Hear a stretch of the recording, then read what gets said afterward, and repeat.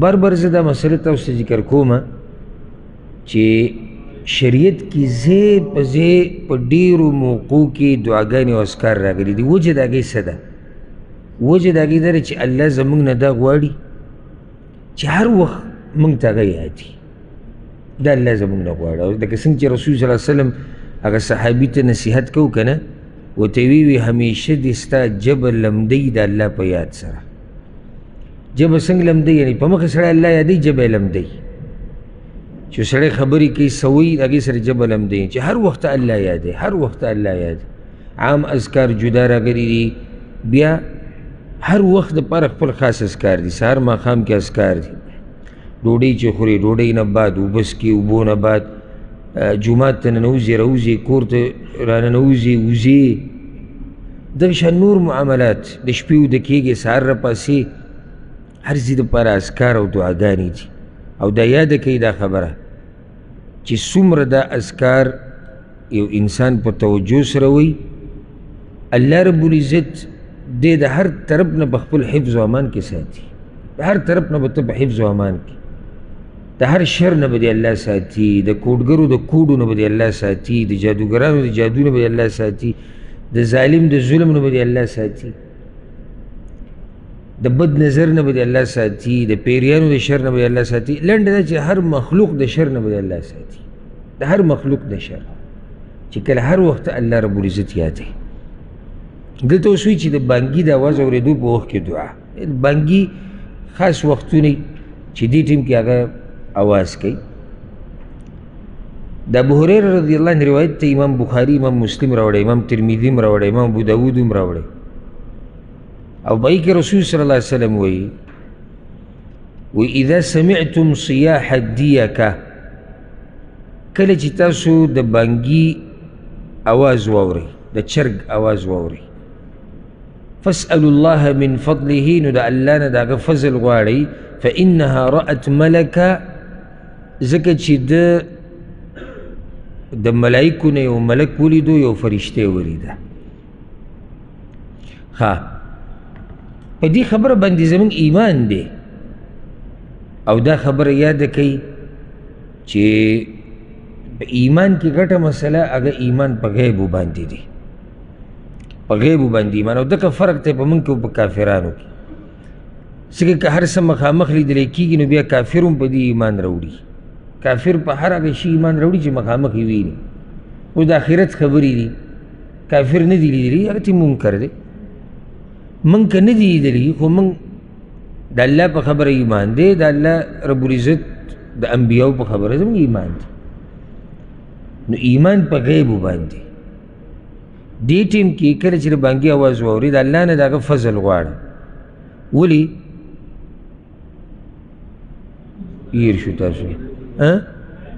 ملایکې ولیدو. ښه، فضل به ته د الله نه څنګه غواړي؟ دلته یې لیکلي دي، وی دا ویل پکار دی اللهم انی اسألک من فضلک. دا کته په عربۍ کې دی، اللهم انی اسألک من فضلک، یا الله زه ستا نه ستا فضل غواړم. اوس سړي دا کلمات نه ورځي، پښتو کې ووایه، هېڅ خبره نه. وایه الله زه ستا نه ستا فضل غواړم. ښه، فضل د الله څه شی دی؟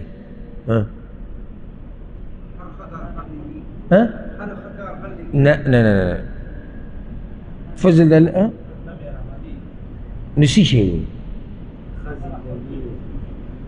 او دې سوري نو چې هر شی، هر څه چې موږ سره د الله فضل نه دی. کوم شی ته ته وباسې چې د الله فضل نه دی؟ ته چې کله د الله نه د الله فضل غواړې که نه، ته د دنیا او د آخرت خیر د الله نه غواړې. لنډه لار، د دنیا او د آخرت خیر ته د الله نه غواړې. دا برکتي وخت دی.